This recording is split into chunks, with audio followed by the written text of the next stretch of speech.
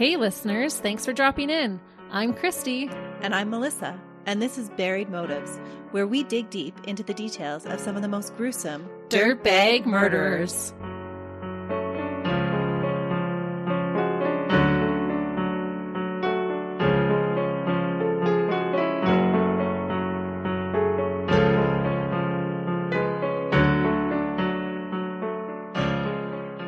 Hey listeners, Welcome back to Buried Motives. thank you for joining us. We are happy that you're taking some time out of your busy week to hang out with us and listen to our cases. We really are. We do appreciate it. If you haven't liked or subscribed wherever you're listening, we would appreciate you doing so. And if you do, maybe the Easter Bunny will be good to you this year.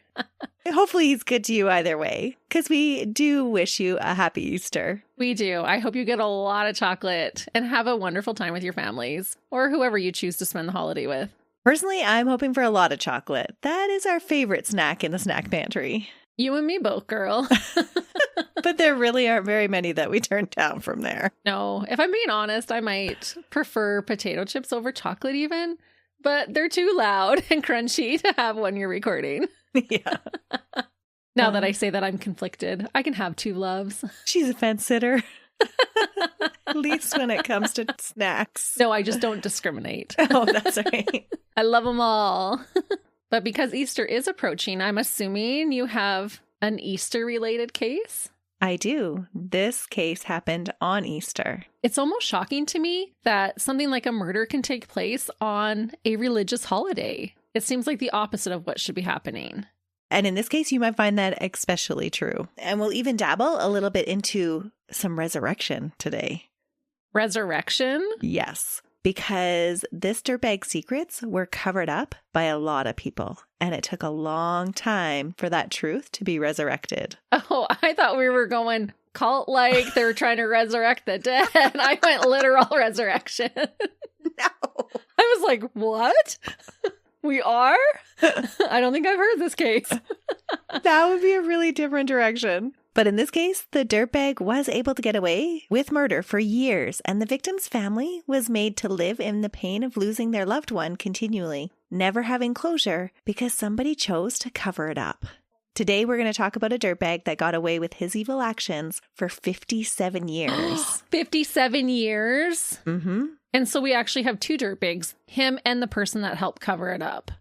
Well, I'll leave that for you to decide, because this dirtbag's actions weren't a secret. Is this another open secret?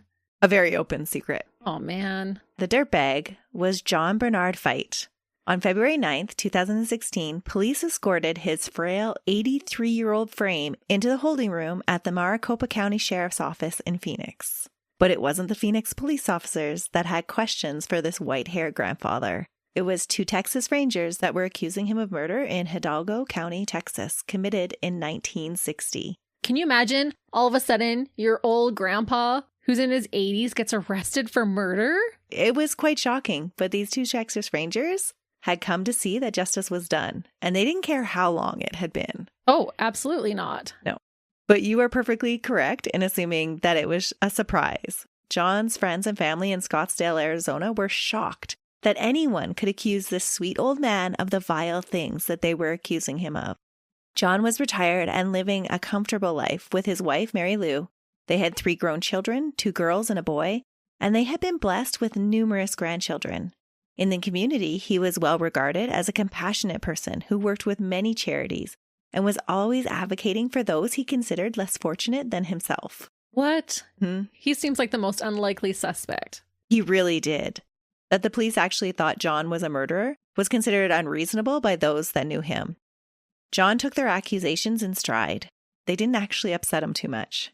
He told a reporter at the time that he had been questioned about the murder numerous times since the 60s. And so while he was disappointed that they were yet again asking him questions about it, he wasn't exactly surprised. He calmly but vehemently denied having anything to do with it. He seemed to keep his cool despite the hot seat that he found himself sitting in. Probably because this dirtbag had managed to keep the truth hidden for over half a century. That is so wild. Hmm? And that means that for over 5 decades, he lived with knowing what he did. Absolutely.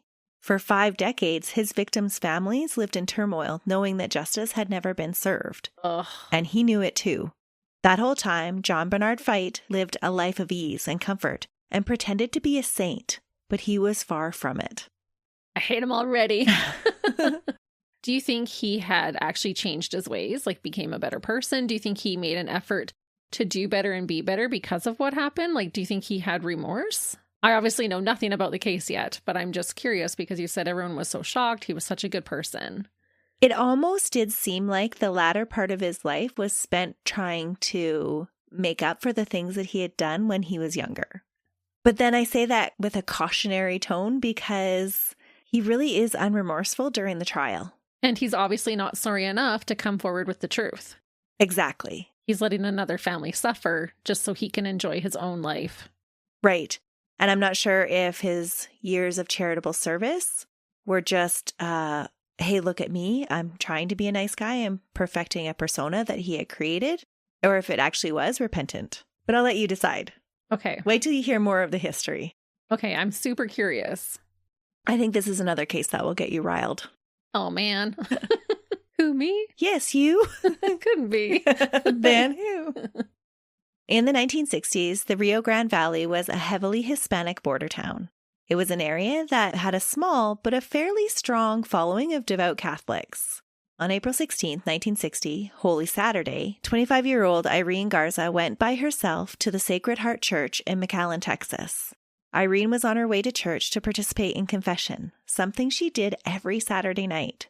But this Saturday, being Holy Saturday, was extra special. Holy Saturday is a significant day in the Catholic religion. Maybe not as significant as the days that flank it on either side, Good Friday or Easter Sunday, but it does carry its own significance for quiet reflection, as the final day of Lent, and it also begins the Easter Vigil. Irene, as a practicing Catholic, gained solace from confession, and her family would joke that Irene was always attending confession, whether she needed to or not. It was just who she was. In April of 1960, Irene had written to a friend about how important confession had become in her life. She wrote, quote, "I've been going to communion and Mass daily, and you can't imagine the courage and faith and happiness it has given me." Irene was a gorgeous woman inside and out. She was the Miss All South Texas Sweetheart in 1958, something that was pretty unheard of for a Mexican-American at the time. Oh. She and her sister were also the first Mexican-American twirlers in the history of McAllen High School.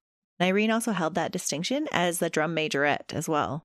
In 1960, Irene was working as an elementary school teacher and was well known for her generosity and her soft, elegant manner. Irene was the first in her family to go to college and graduate school. Sounds amazing. Yeah, she was just gorgeous, inside and out. As a teacher, she displayed her generosity and the love for her students by using her own salary to buy them school supplies and other things the children needed. The school that she taught at serviced the most underprivileged children in McAllen. Her generous nature was something that had endeared her to a lot of people, especially her younger cousins.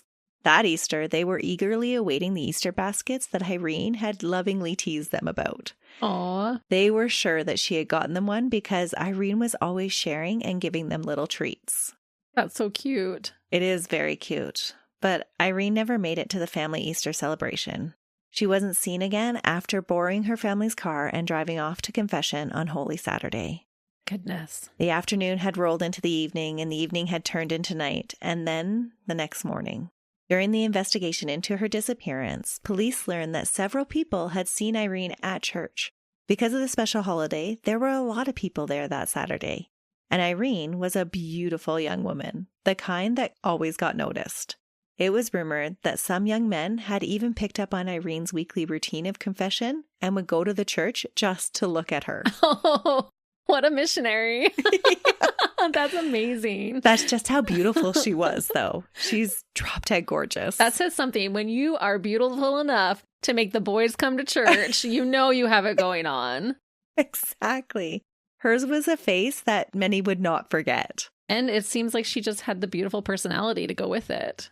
It does. It sounds like she just emanated that countenance that people wanted to be around.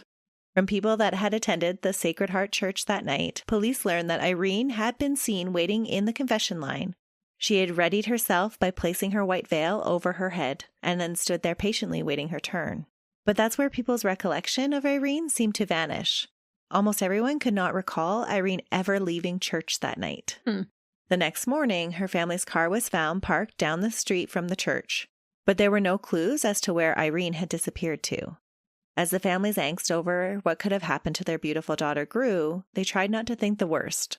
That got a lot more difficult when 2 days later, one of Irene's high-heeled shoes was found lying all by itself on the side of the road, a ways from the church. Well, that's always so creepy. It is. I don't understand why seeing a single shoe on the roadside always makes me so uneasy, but it just does. It does me too, because that's totally an interruption. When your shoe goes missing, that's not a natural thing. It's not, a hat or a scarf that blew off or you lost an earring. You're going to know if you don't have a shoe, and you're not going to get rid of one shoe willingly. Right. A single shoe is just so unnerving. It is.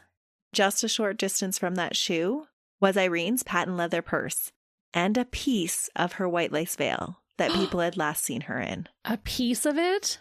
Yeah. The county sheriff's posse fanned out on horseback to comb this expanded search area, many refusing to actually sleep in their effort to find Irene. Sylvia, one of Irene's cousins, was very torn up about her disappearance because the day that Irene had disappeared, Irene had called Sylvia and asked her to come to confession with her. Unfortunately, she had not been home that day. Sylvia would be tormented for years and chewed up with guilt, thinking if only she had been there to accompany her. That is sad because she is not in fault at all, but I can see how that would eat you up inside. There'd be so many what ifs. Right. Sylvia said that Irene had expressed concern about going to confession and she just wanted somebody else to accompany her. Oh, so she was feeling uneasy about it. Yes. Family and police were all wrought with concern over Irene's disappearance. 5 days after she went missing, police did find her. On Friday, April 21st, Irene was found floating in an irrigation canal. When they dragged her body from the water, Irene originally looked like she was fully dressed, except for her shoes. But as she was examined in more detail, her blouse was found to be partially unbuttoned, and her underwear were missing. Oh, no. Bruising on the insides of her thighs led police to think that she had been sexually assaulted. An autopsy revealed that Irene had been hit with a blunt object and then suffocated. Melissa, that's a terrible death. It sounded awful. The coroner also confirmed that Irene had been raped, and there was evidence the violation had actually occurred while she was unconscious. Really? But at the same time, I'm glad that she wasn't lucid for that. No, that would have just added so much more fear for her. I can't imagine how traumatic it would be to have your child murdered, but to learn that they had also been assaulted would just add another level. Oh, it would. It's such a violation. Mm-hmm. And it would increase the amount of anger that you held towards the person that did it. Oh, 100% it would. Because it was 1960, forensics investigation was not what it was today. Investigators didn't have an eyewitness account, and no fingerprints were found anywhere to give them a clue as to what had happened to Irene and who was responsible. The only evidence at the scene that they could find was an imprint of Irene's petticoat on the banks of the canal and a partial heel print from a man's shoe. In an effort to find something that would lead them to the killer, they had the whole irrigation canal drained. Wow. Good. Because that's not a lot to go off of. No, it's not a lot to go off of at all. So they drained the whole canal where her body was found. And it was smart thinking on their part. Once the canal was drained, they were able to find a green Kodiak slide viewer with a long black cord just feet from where Irene's body had been found. Okay, just the viewer, no slides? Yep, just the viewer, no slides. But the slide viewer looked like it was brand new. And it seemed very odd that it would be found in an irrigation canal. Police didn't believe that it was a coincidence that it was found so close to her body. And so they started to speculate on why it would have been there. And because it looked brand new, it obviously hadn't been down there for very long. Right. So some of the police believed that the long black cord could have been used to tie Irene's hands, and some others surmised that because it was such a heavy piece of equipment, that perhaps it was tied around her body to make the body sink. Had that been the case, the murderer had underestimated the buoyancy force, and the handheld slide viewer, while heavy enough at first, had not been enough to keep Irene's body on the canal floor. How heavy was that if it's handheld? It must have been pretty heavy to initially hold it down. Oh, that is surprising. Because that's more than, to me, what you would hold in your hand to watch people slide. It didn't look very big from the evidence photos. Okay. But that was one of the kind of theories. They were just grasping at straws, trying to figure out why this slide viewer would be found next to Irene's body. That makes sense. But to me, it's like probably the weight of a brick. And one brick, I don't think is going to hold you under. Not at all. But I can see how they're just trying to piece this together. Mm-hmm. The other possibility that they kind of threw around was that perhaps the killer had tied Irene up in haste and the knot had come undone. And so that's how the slide viewer had been separated from the body. That sounds more plausible to me. Yeah. There was a lot of speculation around this green slide viewer. Whatever had been its role in Irene's death, the police were sure that it was something that could lead them to the murderer, though. To find out where the slide viewer had come from, the police made a public inquiry asking if anybody recognized it and knew anything about this green slide viewer. So they put it in the paper. Yeah, I would too. Mm-hmm. And I don't really know how productive they thought this would be. It wasn't likely that the murderer was going to walk right up and say, oh yeah, by the way, that is mine. I don't think the murderer would, but maybe someone would be like, hey, my uncle has that, or my brother has that. Right. The police thought it was worth a shot. But then again, who doesn't have one, maybe? Mm-hmm. I don't know how common it was. It wasn't fairly common. Okay. Much to the police's shock and mine, that is exactly what this dirtbag did. What? Yes. My jaw actually dropped when I read this. Yeah, that's not something that you would suspect. No. On April 29, 1960, John wrote the police a letter to claim the projector as his own, and he even gave them details about purchasing it in Port Isabel, Texas, the previous July at Freddy's Professional Pharmacy for cash, although he couldn't remember exactly how much he paid for it. The police were even more shocked to learn that John was claiming the slide viewer because he was already on their list of suspects as one of the last people to have been seen with Irene. Oh man, they must have been jumping up and down saying jackpot. Yeah, but it just seemed like such an unusual thing to do. I could see maybe it being, well, if I come forward, then I look like I'm telling the truth. I'm establishing some credit with the police if he thinks they might get back to him anyways. Maybe that's what he was thinking. But I have a feeling he was just super overconfident that he wouldn't get in trouble. But you would think usually the dirtbag would do the exact opposite. You're not going to claim anything that's even going to put you a mile's radius close to that body. Well, this was an expensive piece of audiovisual equipment in the day, Christy. Did he want it back? He wanted it back. No. Yes. No. Okay, scratch what I just said. He's just a dirtbag. Yeah. And I really think that he just thought he wouldn't be punished for this. He thought he was higher than the law. And we'll get into why I think that. John Bernard Feit was born in Chicago on November 24th, 1932. He was the youngest of 3 children raised in a traditional German Catholic household of Matthias Feit and Mary Susan. John grew up with his older brother Matthias and his older sister Mary Ann. Both were several years his senior. The family was middle class and lived on the city's south side. At the age of 13, John was sent to an all-boys school in San Antonio. From there, he went on to attend an all-male college and studied at the Oblate of Mary Immaculate before becoming ordained as a Catholic priest on September 8th, 1958. He was the priest? Yes. That she was going to confession to? Yes. That's a double betrayal. It's such a betrayal. But that's not the end of the betrayal in this case. The last person you should be worried about raping and murdering you is your priest. Yeah. Just like his older brother 2 years before him, he had took a vow of celibacy. Oh, no, he didn't. Well, he took the vow. Didn't mean he lived up to it. In the late 1950s, there was a shortage of priests in the Rio Grande Valley, so John was transferred there to begin a year of pastoral training. Father John Feit was 27 at the time, and in 1960, he was the visiting priest at the Sacred Heart Church. He had been sent to the Missional Oblates of Mary Immaculate to provide extra help to the church in McAllen during this busy time of year, and he had been the one to take Irene's confession. While police continued to question hundreds of people, they were pretty confident that Father Feit was somehow involved, especially now that he had connected himself to the slide viewer. Yeah, he's put himself at the crime scene. Mm-hmm. Police repeatedly questioned John about his dealings that day and his interactions with Irene. It was no secret to John that he was a suspect in this murder case. After giving several versions of events, John admitted to the police that he had taken Irene to the rectory next to the church to hear her confession face to face. This set off huge warning flags. Giving a confession face-to-face was not something that was normally done and was completely odd for a busy day like Holy Saturday when people were lined up to take their turn in the confessional. Yeah, so he's taking her outside of that area to get her alone. Mm-hmm. But he freely admits this. Police learned that John had been seen frequently leaving the church that day and traveling back and forth to his pastoral residence a short distance away. Up to 6 times in 24 hours following Irene's attendance at church, John had traveled back and forth. Again, a very unusual thing during this really busy day. Oh my goodness. John tried to say that he had left the church several times that day for various reasons.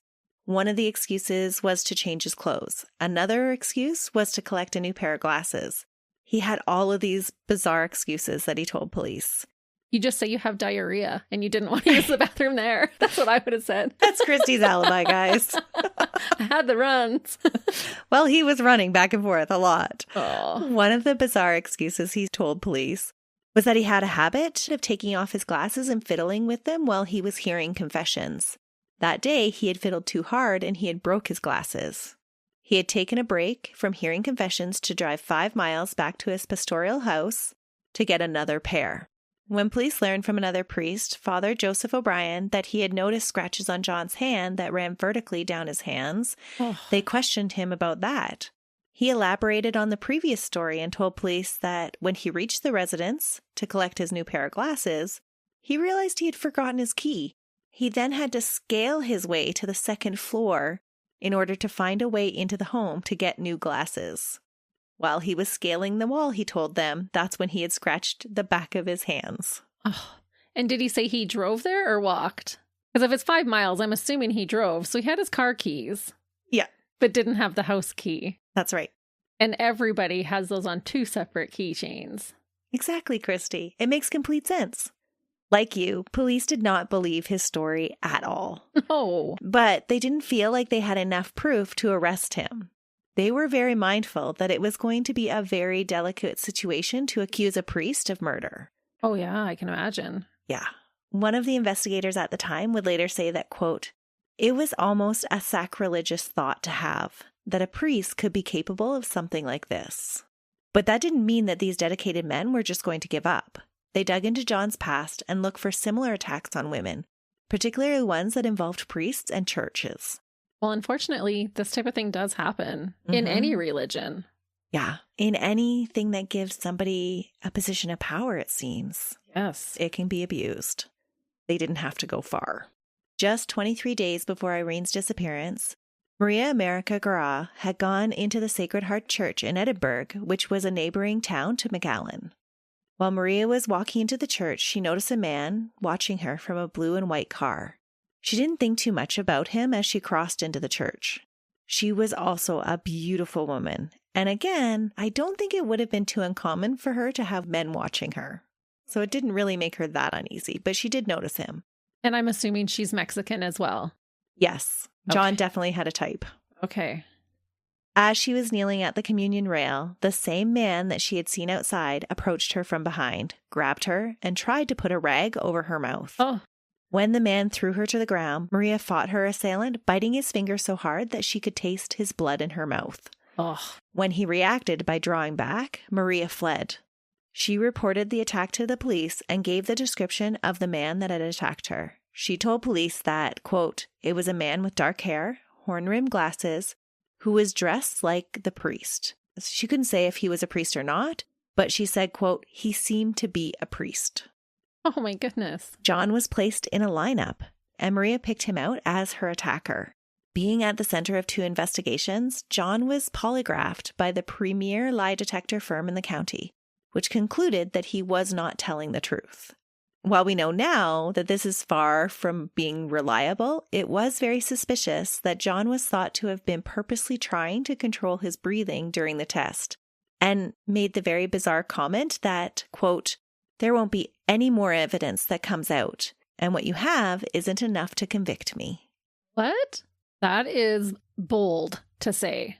It is a super bizarre thing to say when you're being questioned about attacking a woman. Right, because if you are a priest and you are innocent, You're going to say things like, I hope you find more evidence. I hope you find who actually did this. You should be coming at this with a loving, understanding heart. Yes. Not, oh, there isn't enough to convict me. And kind of being cocky and throwing it in their face. Yeah. It was almost as if John felt he had some higher power in his corner. He doesn't believe God's telling him to do this, does he? No. He thinks he is God? No, he didn't think he was God.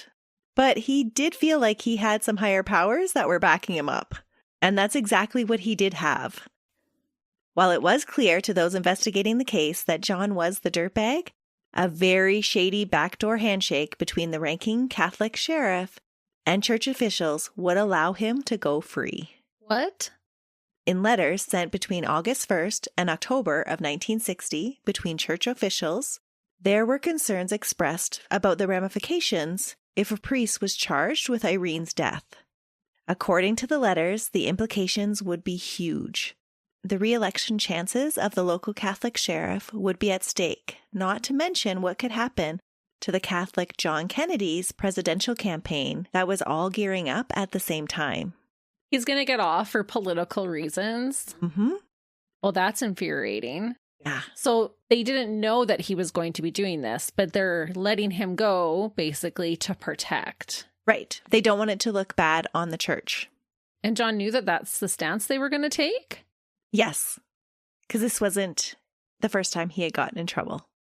The Reverend Joseph Pedlitsky, a pastor at the church outside of Austin, wrote to the Reverend Lawrence Siddell, the head of the Oblates of Mary Immaculate Order, to which John belonged, insisting he hire a private investigator to find, quote, loopholes in John's case.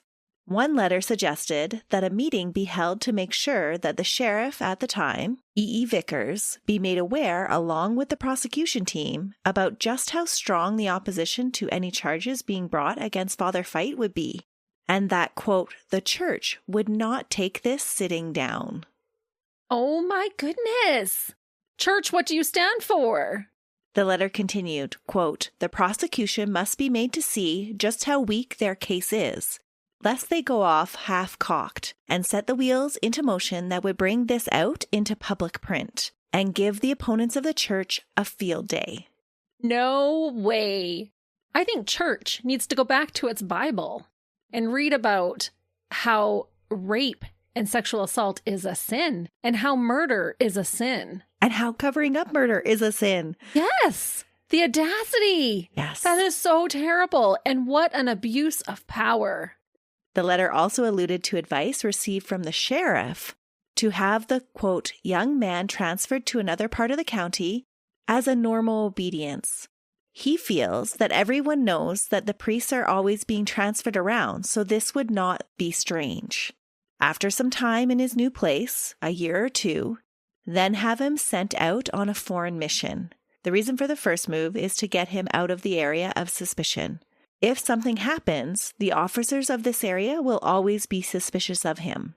The sheriff concludes that the longer time we have, the weaker the case gets. He has much experience in such things, and I believe this is extremely wise. He is also Catholic, and he also stands to lose materially by such a scandal here, in such a non-Catholic area. Oh, very non-Catholic of you, sir. And what does he mean he has experience with this?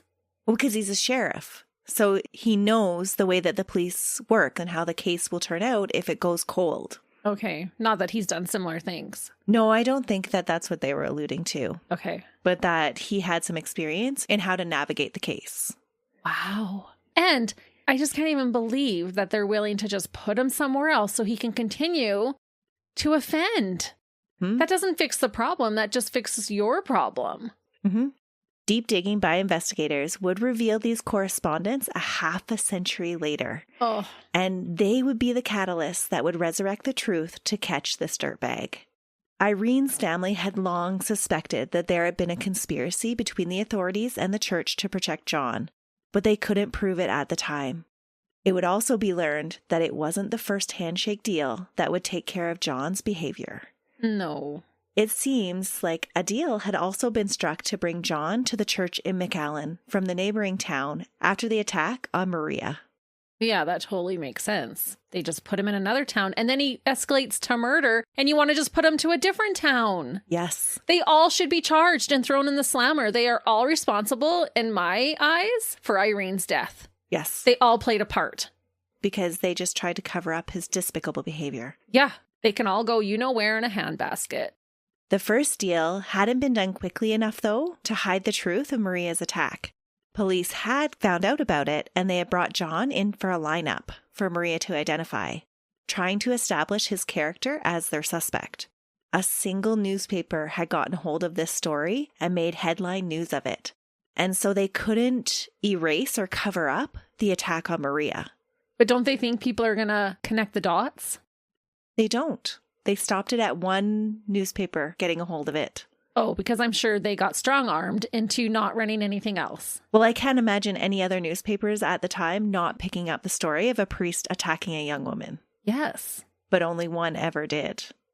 But it didn't necessarily mean that John would be held accountable for his attack, even though that one newspaper had gotten a hold of that story.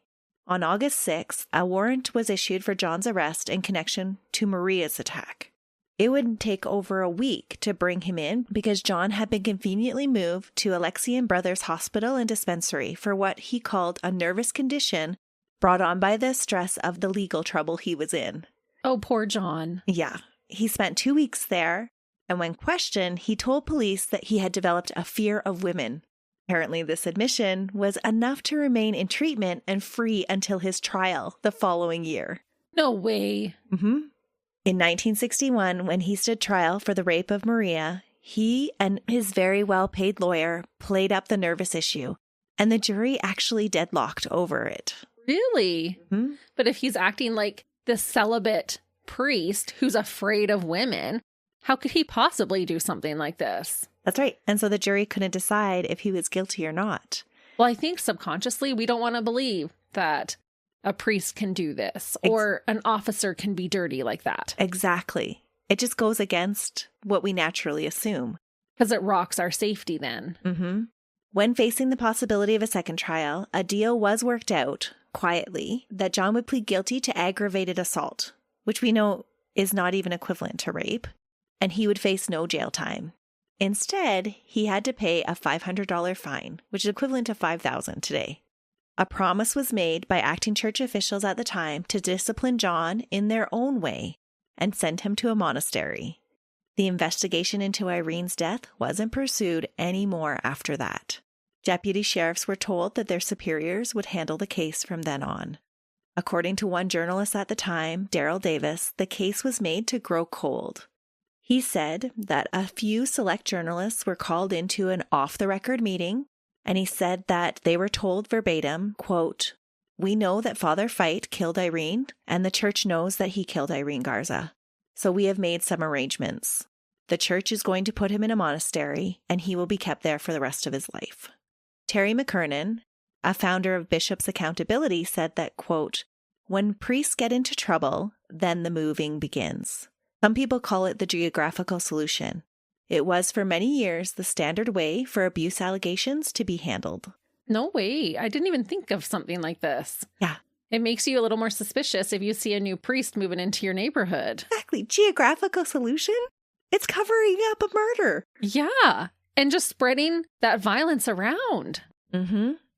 In early February of 1962, 5 months after Maria's trial and less than 2 years after Irene's murder, John was dispatched to Iowa and the new Melleray Abbey, a monastery for monks. Because there was little access to the outside world and not a lot of talking that goes on in a monastery, the others that were with John had no knowledge of his past. And did they send him there so there wouldn't be women around him? It wasn't because there weren't women around. It sounded like it was just the farthest away they could get him. And then these poor monks have no idea that they're living with a murderer. No, that abbey actually had a school attached to it. A school? Mm-hmm. Which then resulted at the beginning of 1963 with Father Feit getting moved again, this time to another tapestry monastery, the Assumption Abbey in Ava, Missouri. Interestingly, Assumption Abbey didn't have a school attached. So there's a good chance that he abused a child. It would be just an assumption. There's no records of it, But I do find it very interesting that he changed positions so quickly, and they went from one with a school attached to one with no school attached. So he could have assaulted a child or maybe a teacher. Mm-hmm. Because I'm thinking every time he gets moved, something's happened. It does sound that way. Yeah, and this is their way to sweep it under the rug. Yep, just move him to a new area so he won't arouse suspicion. It was at Assumption Abbey where John would meet Dale Tackney, a priest that would later testify against John after he had turned in his own cassock. In 1963, Dale was a young monk serving as a novice master at the monastery, training new prospective monks. He was told to counsel John because he, quote, had murdered a young woman. He said he wasn't told any other details by his superiors at the time.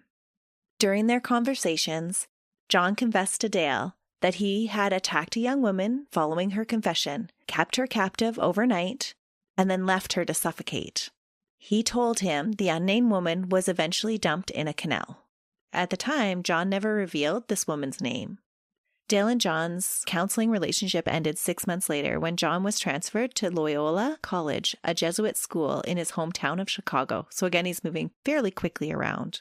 Allegedly, John was not fitting in well at the monastery, and it was felt that he wouldn't be a good fit back into a parish because he still expressed urges to attack women. Oh, what is wrong with these people? Well, some critics of the faith have said that it is a fairly common practice to send floundering priests back to school. And so that's what they did.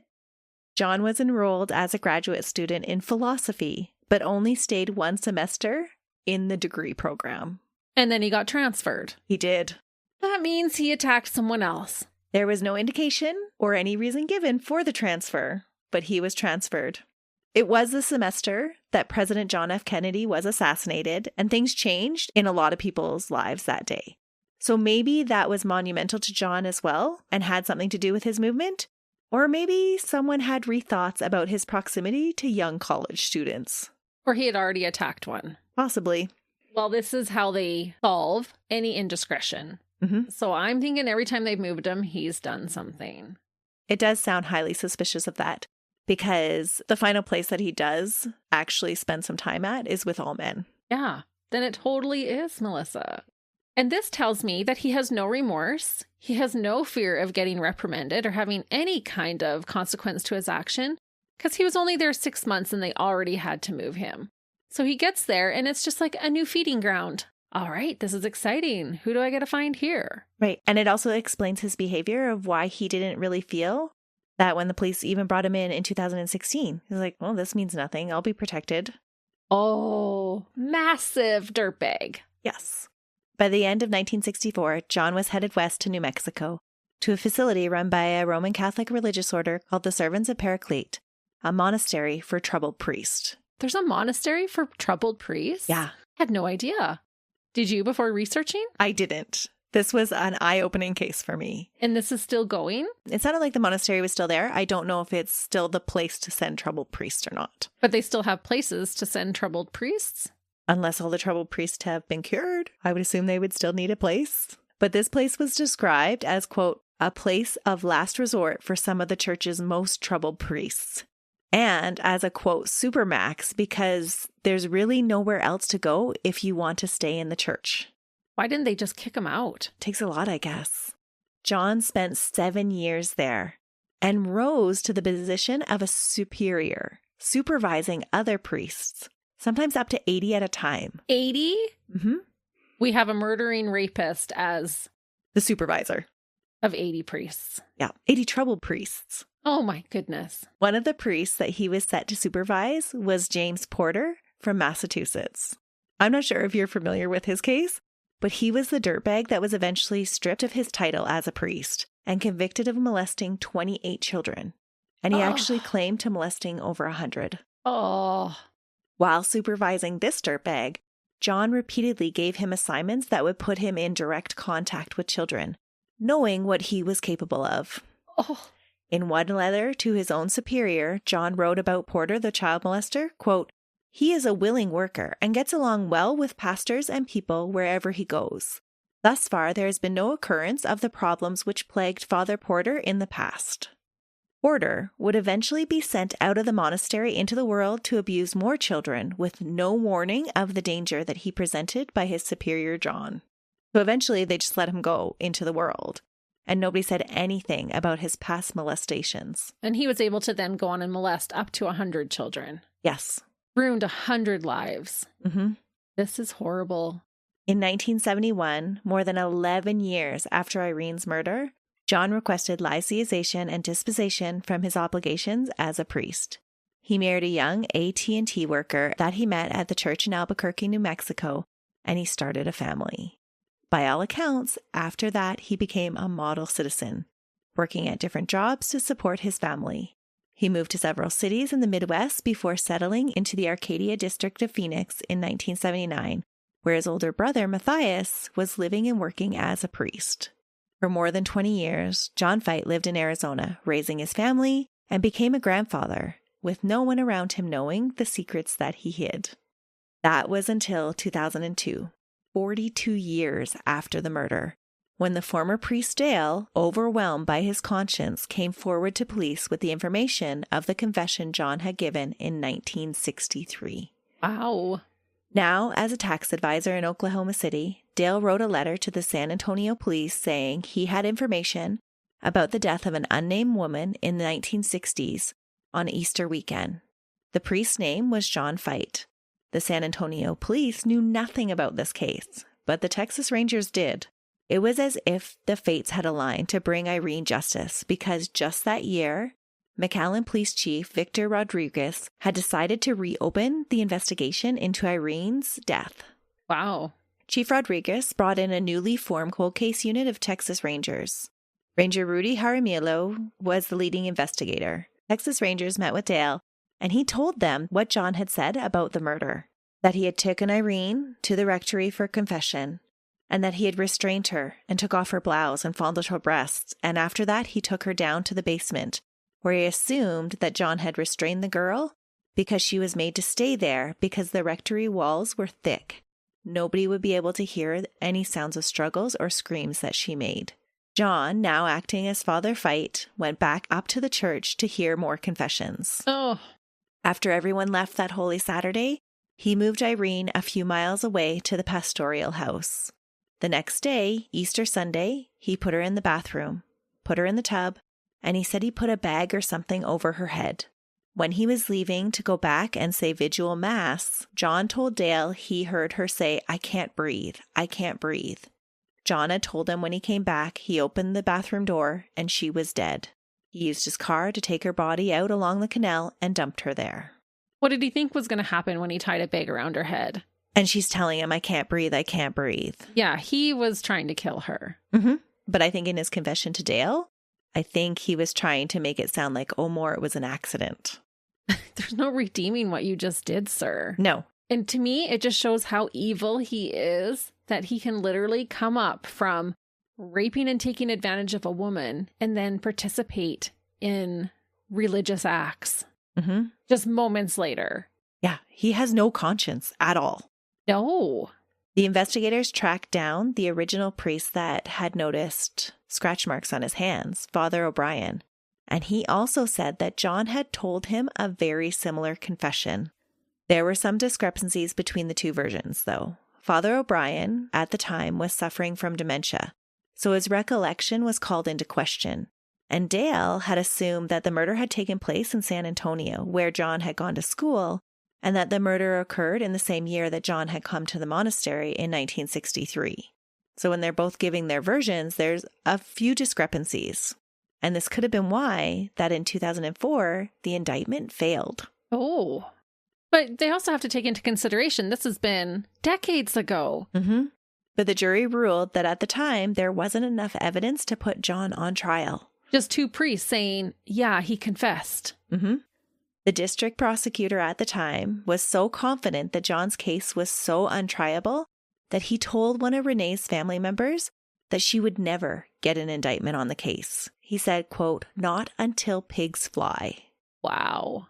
That's the district prosecutor, the one that's supposed to be doing everything in his power to get a conviction. Yeah, he's supposed to be championing, trying to find justice for the victims' families. Not until pigs fly. Yeah. Over the next 12 years, the cold case investigators would not give up. There were just too many details that fit John's attack of Irene not to be true from the two priest confessions. The show, 48 Hours, did a segment on John Feit in 2014 and cast a lot of suspicion on him. So when a new district attorney was appointed, they vowed to get justice for Irene. Investigators kept looking for witnesses to establish John's pattern of behavior. Anna Maria Hollingsworth would later testify that Father John had lured Irene into the rectory prior to that fateful Easter when he took her life. Irene had confided in her friend Anna that the priest had pulled her out of confessional to confess face-to-face in the previous weeks. She had told her friend, quote, "It's not the same going to confession anymore. I don't get to stay in the confessional." Referring to John, the young priest, she had told her friend that he thinks he's handsome and, quote, "He comes to pull me out and says, 'Oh, this place isn't good enough for you. Let's go to the rectory where you'll be more comfortable.' And then we would walk off and go to the rectory." Anna said Irene had been confused about having to go to the rectory, but had gone along. Because who's expecting the priest to make sexual advances, let alone be a predator? The perfect wolf in sheep's clothing. Oh, yeah. Or in priest clothing. In reality, John was probably practicing his timeline and seeing if he could get Irene to go along with him. Working the cold case, 2 other women were found that had experiences with John while he was supposedly serving at the Sacred Heart Church. Instead of serving there, he was using it to lure in his prey. Beatrice Garcia was walking alone one day and was approached by Father John in a car, 3 weeks prior to Irene's disappearance. It would have been right after he had been moved the short distance to McAllen to escape his previous behavior with Maria at the church in Edinburgh. During that interaction, John had said, quote, "I would love to take a picture of you dressed in black by the cemetery." She thought he was trying to scare her, and he had succeeded, so she had fled, luckily. What a creepy thing to say. Mm-hmm. In another incident, Tilly Sanchez, who was the cook at the church rectory at the time, said that she overheard John commenting to the other priest as she went for supplies in the cellar, quote, "How about we close the door and make Tilly disappear?" Later, she received a call at the rectory and was sure it was Father John at the other end that said, quote, "Tilly, you're next, honey." You're kidding me. Everyone just knew about this and was okay with letting it happen. Yeah. Tilly had notified the McAllen police and told them about the priest's threat, but it was all somehow swept under the rug. And Tilly was told by church officials that she was mistaken. So they're gaslighting her. Mm-hmm. When looking at photos of these young women, it should have been very clear that John had a particular type of woman that he sought out. And there was a clear pattern of escalation that led to Irene's assault and death. When John was finally brought to trial in 2017, he still proclaimed his innocence despite the evidence against him. During the 7-day trial in Edinburgh, the prosecution outlined the connections between John and Irene's death, his past pattern of behavior, and claimed there was a cover-up conspiracy that had kept a known murderer a secret for 57 years and resulted in one of the oldest cases in the U.S. being brought to trial. The defense tried to argue that there was no evidence to connect John to the crime, and that there was never a conspiracy to cover up the murder. That if a conspiracy existed, it was that Dale's version of John's confession had been coached by investigators. The defense also tried to cast suspicion on another priest that was at the Sacred Heart Church at that time, Father Richard Yanish. He was never suspected by the police at the time and had since passed away, so couldn't defend himself. But it was all because the defense were so desperate, because they knew their client was a dirtbag. On December 8th, 2017, John Bernard Feit was sentenced to life in prison with eligibility of parole in just 7 years. What? Yeah. The jury had deliberated 4 hours over his sentence. 57 years after her death, Irene's remaining family members celebrated, and the prosecutor, Mike Garza, not a relative but definitely an advocate for Irene, said the result was perfect. Everyone won except John. John was sent to the Department of Criminal Justice in Huntsville, Texas, and then later to the hospital facility in Galveston because of his failing health. That is where he died on February 14th, 2020, alone in his cell. He was buried at St. Francis Catholic Cemetery in Phoenix, Arizona. And that is the case of the wolf in priest clothing, the lying dirtbag predator, John Bernard Feit, the man who thought he had escaped punishment for the murder of the beautiful Irene Garza, the one who thought he had higher powers protecting him. The one who did have higher powers protecting him. Yeah. Were there any charges laid to any of these people that were involved in the cover-ups? No, none. That's an injustice. It is. I think it would have been fitting for there to be charges laid to just set a precedence. Absolutely. That this is not okay. Because these people who covered for him have a hand in all the future victims after that. Mm-hmm. A lot of them had passed away by this time because it took 57 years to bring about justice. That's true. I don't know how they slept at night. No. But in the end, the truth was resurrected. I'm glad that it was, but I'm sad that he got 57 years to live his life. And I don't know if I believe that he stopped assaulting. I don't think you can be a serial assaulter like that and then just stop because you got married and had a family. It is very curious. And I think the same as you, that the amount of times that he was moved very quickly around after the assaults indicates that he probably hadn't stopped assaulting then either. No, the only one you said he stayed a long time at was one that was just male. Mm-hmm. That is so telling. It is. But there are no reports of him having any other assaults after that. Everyone that knew him as a family man believed him to be this model, charitable person, this former priest that was so kind and loving. And there was no reports of him being abusive to his wife or children. No sexual allegations there. There was none that came out. His family did not stand by him, though. Okay. They did not come to his trial at all. That's just sad all around and infuriating. It was. But I am so grateful for those investigators, those cold case investigators that did not give up and finally brought some justice. It was sad to hear about Irene's parents. They had passed away, and so they never learned what had happened to their daughter. But they always had a suspicion that it had been a cover-up. And it wasn't until years later that people actually started coming out and saying, yes, there was something going on. There was a cover-up. And when there's a cover-up that high up, you would just feel even that much more helpless. It would just make you that much more of a victim. Right, because you can't turn to your clergy and you can't turn to the authorities. No, it was both of them covering it up. Yeah, so your hands are completely tied. Oh, you would just feel sickened. All because of the actions of one dirtbag. Well, actually, the actions of many. Oh, it's true. And there never seems to be a shortage of those. There definitely isn't. I'm going to bring you a dirtbag next week that really got under my skin. So prepare yourself. Until then. See ya. Bye.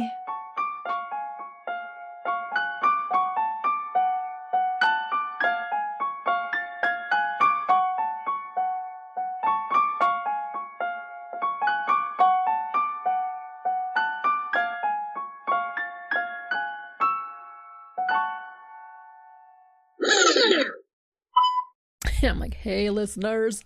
Hang on, I feel like my throat's being funny. Hi, listeners.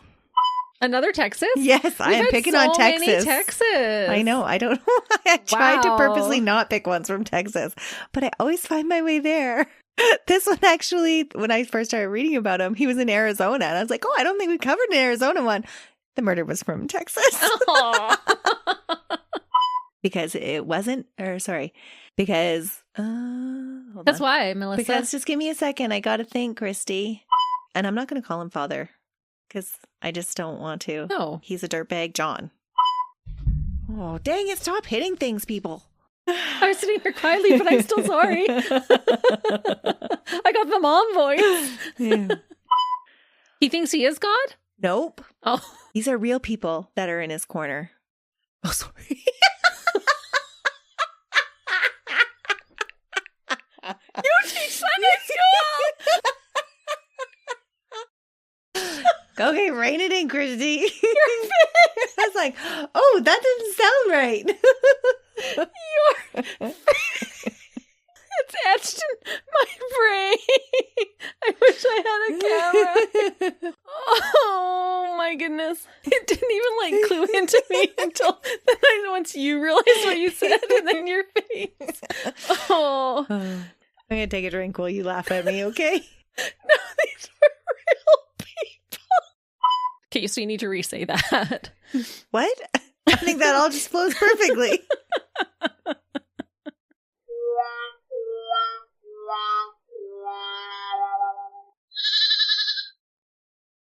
Another Sound Off Media Company podcast.